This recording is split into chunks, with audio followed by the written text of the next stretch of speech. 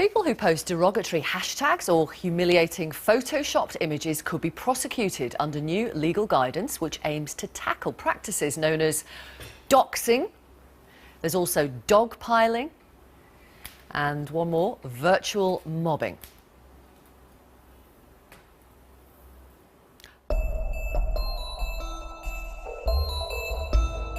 There are going to be new guidelines about what you can or can't say on the internet. It's an attempt to clamp down further on the offensive and potentially illegal things that people do on social media to stop bullying and harassment. So what behaviour are we talking about? Well, first there's doxing. That's when users publish private information about others on the internet.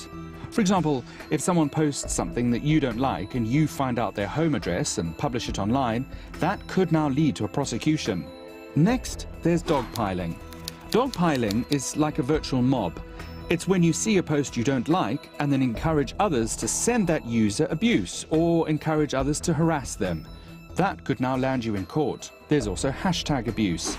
If you use an offensive hashtag or you repost a message where someone else has used an offensive hashtag, that could now be prosecuted. There will also be new guidelines to look at baiting or flaming. That's when you send abuse to other people online. The guide will be widened so that, for example, if you post fake pictures of your victim, you could also face the law. If there's someone you don't like and you cut and paste their head onto a porn image and share it, that could land you in court. And finally, there'll be more guidance on sexting. That's when you send sexually explicit messages to someone else. The new guidelines will focus on sexting between people in consensual relationships. If people say they're in a relationship and do it and they're under 18, that may now be okay. However, if one person is older when sexting occurs, that may now be considered grooming and sexually exploitative. The new rules are being published by the CPS. They're the ones who decide whether people should be charged for breaking the law. They say the new rules are to clamp down further on abuse and illegal behaviour online. And remember, social media is real life. So if you wouldn't do it or say it in real life, you probably shouldn't say it or do it on the internet. Well, let's hear from the Director of Public Prosecutions. Her name is Alison Saunders. She explained what online trolls need to stop doing if they don't want to be prosecuted. It's very simple, stop committing offences online. People may not think that they're committing offences online because it's online, but they are. So, for example, harassing somebody online, being abusive and insulting online, you can't do, so long as it's grossly offensive. Coercive controlling behaviour online, anything that is an offence, you can't do it online. I think sometimes people think it's a bit of an anonymous space and somehow it's a free space, but it's not. So the guidelines make it very clear that online offending will be prosecuted if we have the evidence and it's in the public interest to do so.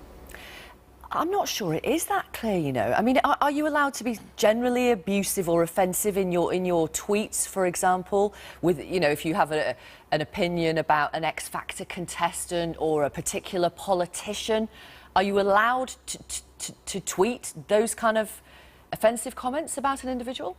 Yes, I mean, we're not about sort of stifling free speech, and it's very important that people are allowed to express their opinions. If you commit an offence because you're harassing someone, that's very different. So if you send that tweet to that individual, for example, that might be considered an offence? Well, we'd have to really sort of consider carefully what it was. So just saying, I don't like you, or being offensive, you know, you can't sing or something like that, isn't going to be an offence. But if you're grossly offensive, so it really is quite a high sort of level, if you're grossly offensive, then we may be able to prosecute you under the Malicious Communications Act. So it's not just, you can't just be sort of mean, you know, being mean or being nasty is fine in the same way as being mean and nasty in sort of offline is, but it's being grossly offensive or if it gets into a harassment type situation. What about inciting people online to get in touch with someone who sent you an offensive tweet? Well, if the tweet is grossly offensive and you encourage people to retweet it, then you may be sort of guilty of an offence of encouraging or assisting. Likewise, if you want to sort of publish an indecent photograph or something like that, and you encourage others to do so, then that may well be an offence of encouraging and assisting, in the same way as if you are offline and you encourage people, for example, to go and commit burglary or assault, you would be guilty of an offence. But there are a number of female politicians, for example, a number of high-profile people in the media who quote, tweet or republish an offensive tweet they've received to their followers to let them know the kind of abuse they're getting online. And I think that's where the context comes in, and it's very important that we consider the context and what it's about. So looking at why are people actually asking others to retweet or to adopt an offensive hashtag, for example. And that's the important thing that the guidance makes clear, which is looking at the context of the offending, looking perhaps if you're looking at indecent images, looking at the age of the offenders. So if you're under 18, you're children, and you're of a similar age, then we would look at things perhaps very differently to a sort of an adult doing that to a child. I want to ask you about what might be considered an offence when it comes to offensive hashtags. I'll give you a couple of examples. Hashtag, if my daughter brings home a black man. I mean, would that be something that you would now consider prosecuting?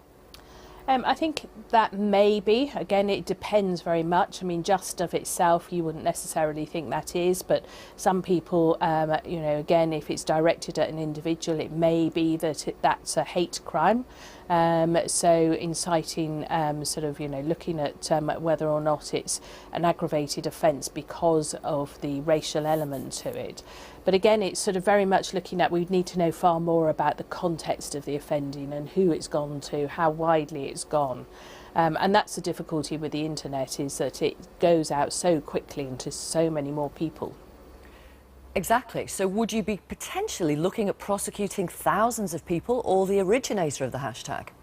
It would be very much looking at the sort of the major harm, which is around the originator of the hashtag and the person who has encouraged and assisted.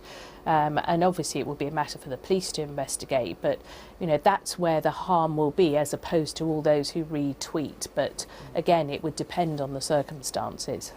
Alison Saunders, who's the Director of Public Prosecutions. Let's have a word with Kevin Healey. He's been abused online for about 5 years because of his campaigning around autism awareness. Kevin, what do you think of this new guidance? I think it looks all good on paper, but in reality, will it work? I don't think so. I've had 5 years of constant abuse now, and not even one troll has been prosecuted or jailed. Even though you've made complaints? Even though I made complaints to Twitter, made complaints to the police, CID, Staffordshire CID, and not even one troll has been jailed. I just find it unbelievable, really. OK, so I wonder what else the authorities, people like Alison Saunders, could do then? Well, I don't know, you know, around the legislation around social media, you know, it's quite big and it's quite vast.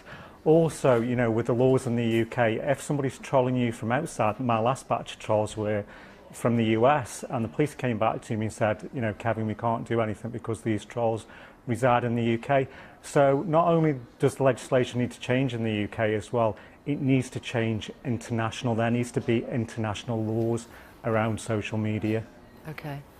Very briefly, Kevin, the impact on you of this kind of online abuse? It's been a nightmare. It's been horrific. It's affected me.